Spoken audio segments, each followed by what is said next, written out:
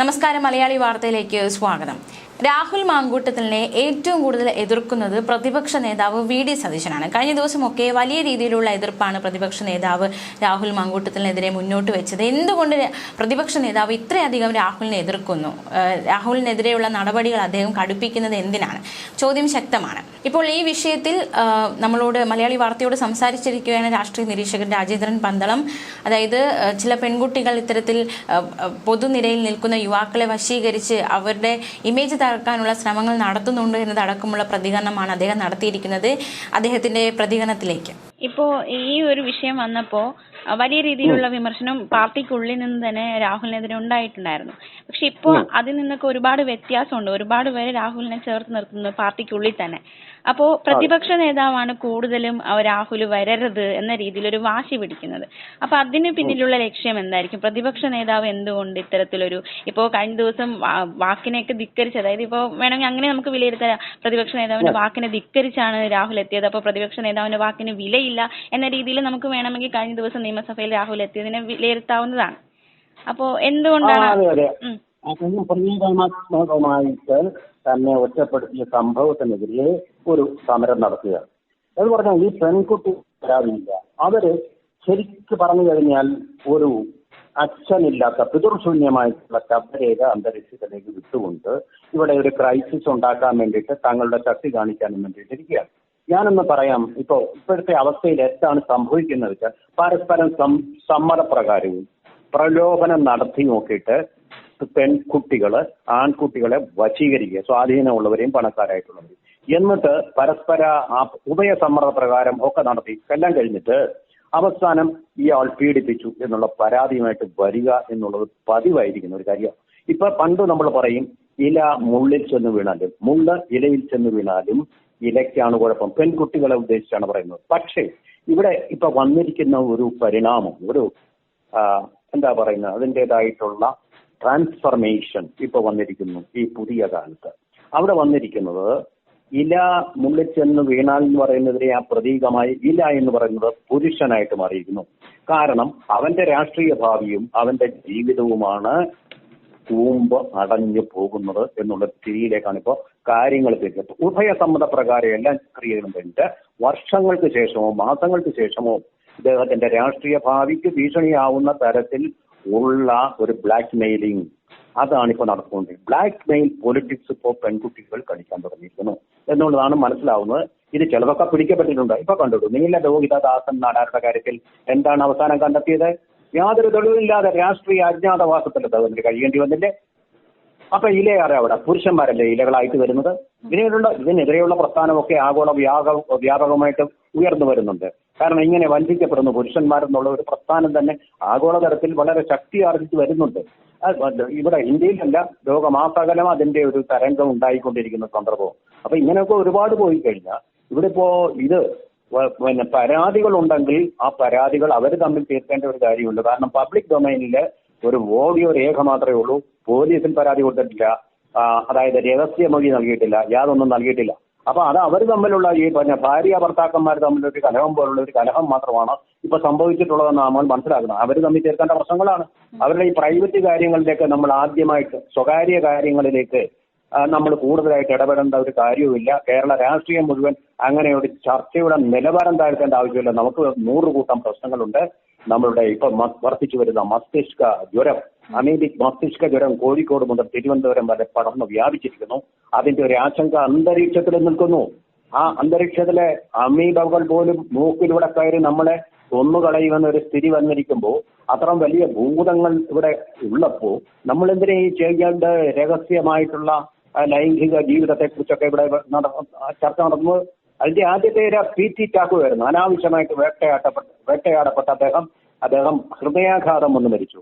അതുപോലെയുള്ള ചർച്ചകളല്ല നമുക്ക് വേണ്ടത്. നമ്മുടെ ഈ രാജ്യത്തെ, ഈ നാട്ടിലെ, ഈ സംസ്ഥാനത്തെ 3 കോടി ജനങ്ങളുടെ നേറുന്ന പ്രശ്നങ്ങൾക്കുള്ള പരിഹാരം, അവരുടെ മുകളിൽ ഇപ്പോ ഡെമോക്ലിസിന്റെ വാള് പോലെ നിൽക്കുന്ന ഈ അമീബിക് മസ്തിഷ്ക ജ്വരം, അങ്ങനെയുള്ള കാര്യങ്ങളെ കുറിച്ചുള്ള അടിയന്തരമായിട്ടുള്ള പ്രമേയങ്ങളും ചർച്ചകളും ഉപക്ഷേപങ്ങളും ഒക്കെയാണ് അവിടെ നടക്കേണ്ടത്.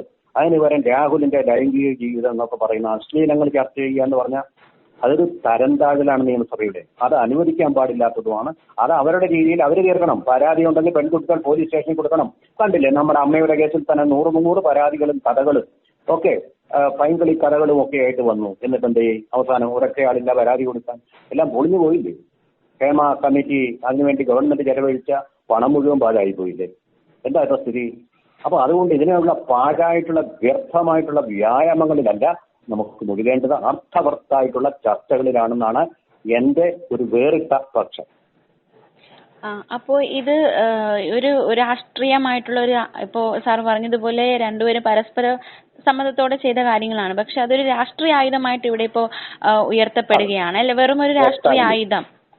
അതെ, ഒരു സ്വകാര്യമായിട്ടുള്ള പ്രശ്നങ്ങൾ ഇവിടെ രാഷ്ട്രീയ ആയുധമായിട്ട് ഉപയോഗിക്കുക എന്ന് പറയുമ്പോൾ ഒരുതരം വോയറിസം പോലെ ഉള്ള ഒരു അസുഖമാണ്, ഒരു മാനസിക രോഗം പോലെ വന്നിരിക്കുകയാണ് എന്നുള്ളതാണ് മനസ്സിലാക്കുന്നത്. ഇങ്ങനെയുള്ള കാര്യങ്ങളിലൊക്കെ നമ്മൾ ഇടപെടാൻ പാടില്ല എന്നുള്ളതാണ്. പരാതിക്കാരി ഓരോ പരസ്യമായിട്ട് വന്ന് പരാതി കൊടുക്കും, അല്ലെങ്കിൽ രഹസ്യമായിട്ട് മൊഴി കൊടുക്കണം. അല്ല മറയുടെ പിന്നിലിരിക്കുകയല്ല ചെയ്യേണ്ടത്, രംഗത്ത് വരണം. അതിനുള്ള സ്വാതന്ത്ര്യവും ധൈര്യവും അതിനുള്ള ജനാധിപത്യവും അതിനുള്ള അന്തരീക്ഷവും ഒക്കെ കേരളം മാത്രമല്ല ഇന്ത്യ മുഴുവൻ അതിനുള്ള ഒരു അന്തരീക്ഷമുണ്ട്. പുറത്ത് സ്ത്രീകൾക്ക് മുന്നോട്ട് വന്ന് പരാതി പറയാനുള്ള തന്റെ ഇടം അതുണ്ടാവണം മിനിമമായിട്ട്.